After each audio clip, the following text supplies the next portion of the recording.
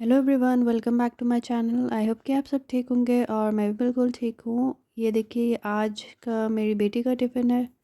आज मैं इसको दे रही हूँ ब्राउन चने और साथ में ये बर्गर बन्स पे मैंने बस सैंडविच मेयोनेज़ लगा दिया और साथ ही स्ट्रॉबेरीज़ और खीरा दे रही हूँ। स्ट्रॉबेरीज़ आजकल मौसम में हैं तो काफ़ी अच्छी आ रही हैं और इस बार उसे पसंद भी आ रही हैं। लास्ट ईयर उसे पसंद नहीं आ रही थी, अब वो शौक़ से खा रही है, इसलिए मैंने सोचा टिफ़िन में भी दे दूँ इसको। और ये देखिए, मैं मटर छीलने लगी हूँ। ये 1 किलो मटर है और इसे मैं फ्रीज़ करूँगी। और ये होता है मेरे आराम से बैठने का टाइम, जब मैं सब्ज़ी या तो काटती हूँ या ऐसे लंबे काम करती हूँ मटर छीलने के, तो मैं फिर टीवी चला लेती हूँ और उस पे कोई मूवी लगा लेती हूँ, फिर आराम से बैठ के काम हो जाता है। तो मैंने मटर को अच्छे से फिर वॉश कर लिया था और इसमें रख दिया। ये मेरी जाली है बड़ी सी, इसमें मैंने सुखाने को रख दिया और ये तकरीबन 1 दिन मैंने फिर ढक कर कपड़े से इसे सूखने दिया था ताकि अच्छे से सारा पानी इसका निकल जाए। और फिर मैं ऐसे ज़िप लॉक बैग्स में रख देती हूँ। ये मैंने अमेज़ॉन से लिए थे और ये अराउंड शायद 100 आए थे और काफ़ी दिन से चल रहे हैं। अगर मुझे फिर से लिंक मिला तो मैं शेयर कर दूँगी डिस्क्रिप्शन बॉक्स में। और पहले रखते टाइम मैं ये वीडियो नहीं बना पाई थी, मैं ऐसे स्ट्रॉ डाल के इसमें इसे वैक्यूम कर लेती हूँ।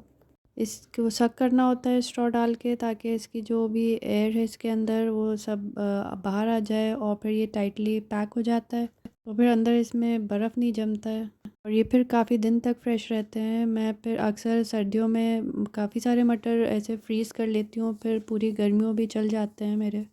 और ये देखिए, मैंने बिग बास्केट से सामान मंगाया था। ये सब ज़्यादातर बच्चों की फ़रमाइश है, तो साथ ही मैंने कुछ सब्जियां भी मंगा ली हैं और सब्जियां भी ज़्यादातर तो बिग बास्केट से अच्छी आ जाती हैं, तो इसलिए मैं ऑर्डर कर लेती हूँ थोड़े दिन पे, जब टाइम नहीं होता है बाहर से ख़रीदने का।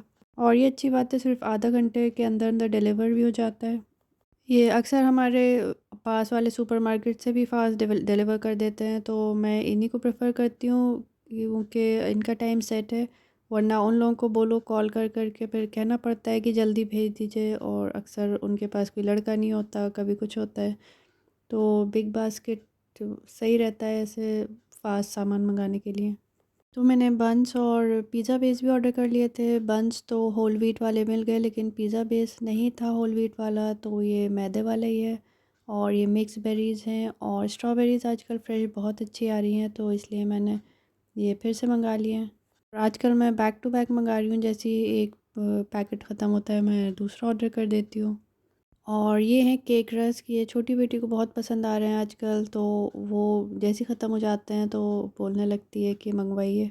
और ये आई थिंक ज़्यादातर बच्चों को पसंद आते हैं क्योंकि ये सॉफ्ट भी होते हैं और थोड़ा केक की तरह भी होता है और क्रंची भी होता है। तो वो कभी चाय में डिप करके खाती है, कभी खाली खाती है। आजकल उसके ये फेवरेट हो रहे हैं।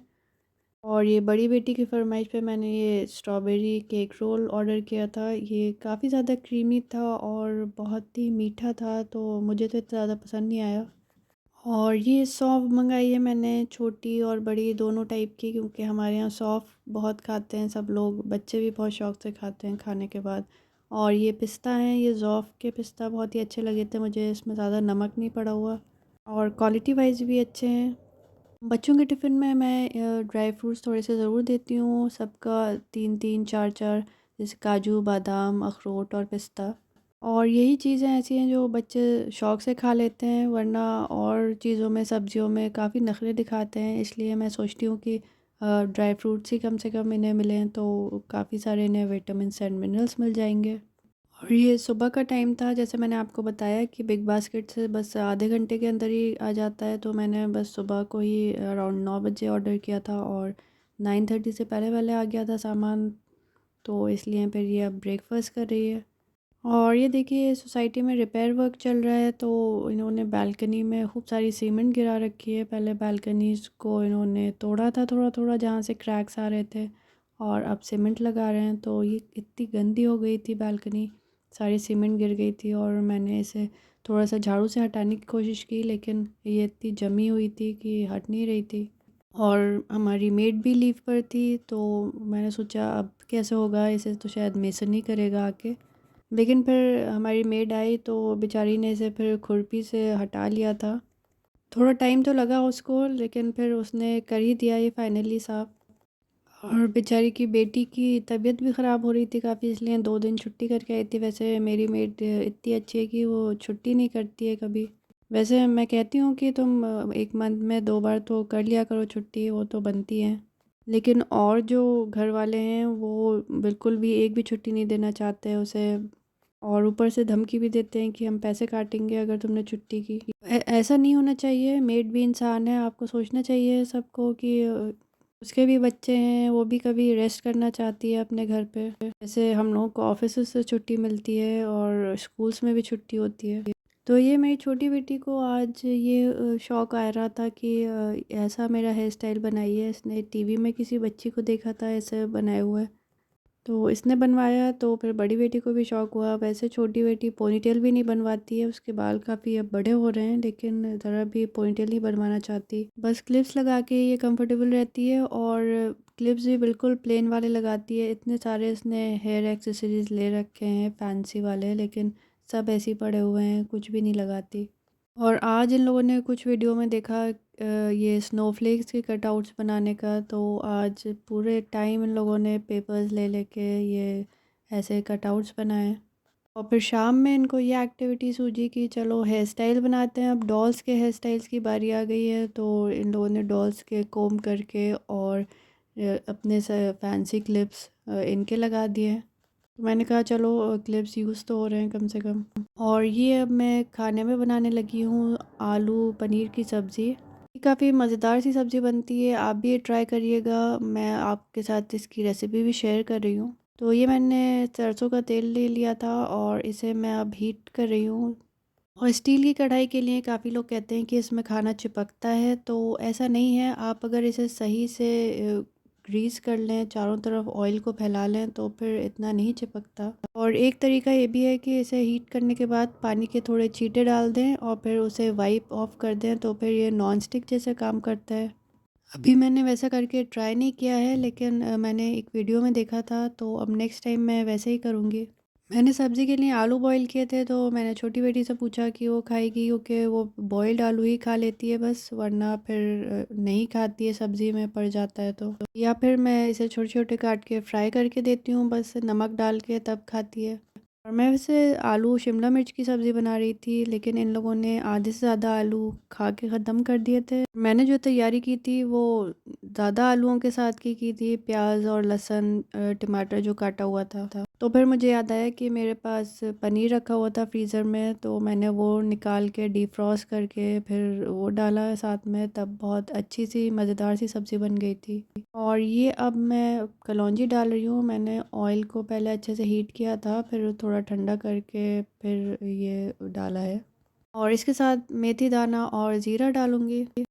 फिर चॉप्ड लहसुन ऐड किया है, इसे थोड़ी देर फ्राई करूँगी, फिर इसमें प्याज ऐड करूँगी। सब्ज़ी पकाने में सबसे बड़ा काम होता है सब्ज़ी को काटना, और अगर वो कटी हुई हो तो फिर फटाफट बन जाती है। इसलिए मैं सबसे पहले सारी सब्ज़ी काट के रख लेती हूँ, ताकि फिर जल्दी से बन जाए। और टमाटर को सॉफ्ट होने तक पकाना है। फिर थोड़ी देर बाद मैंने इसमें पानी डाल के थोड़ा-सा और सारे सूखे मसाले डाले थे, और फिर इसे ढक के पकने दिया था। मसालों में नॉर्मल लाल मिर्च पाउडर और धनिया पाउडर, हल्दी पाउडर और थोड़ा-सा गरम मसाला डाला है मैंने।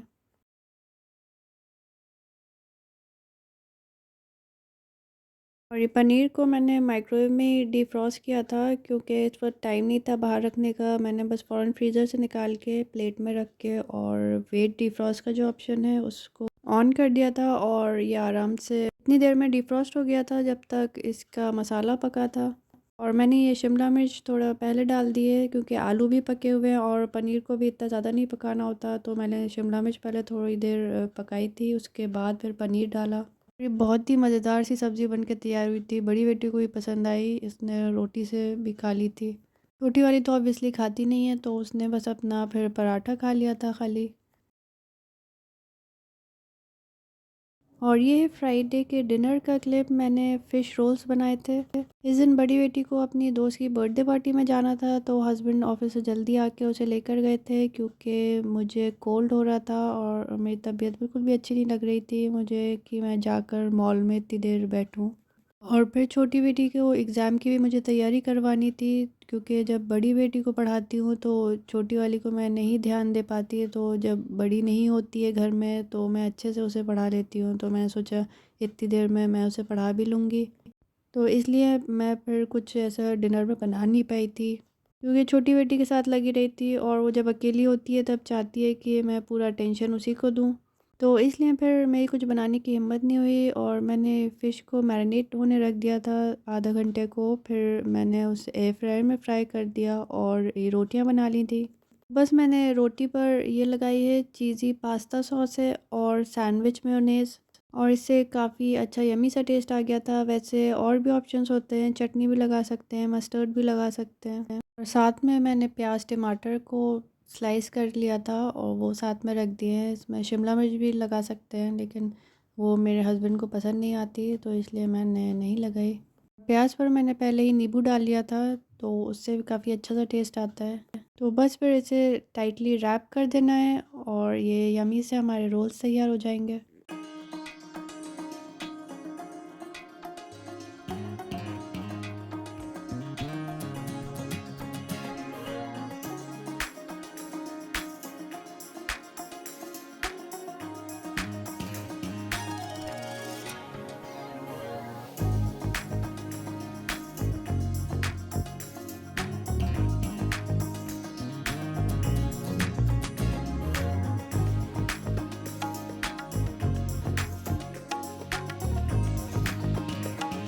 तो आज के लिए बस इतना ही। आपको मेरा वीडियो अच्छा लगा हो तो प्लीज़ लाइक करिएगा और प्लीज़ सब्सक्राइब करिएगा मेरे चैनल को, और कमेंट कर ज़रूर बताइएगा कि कैसा लगा आपको मेरा video. Thank you for watching. Bye.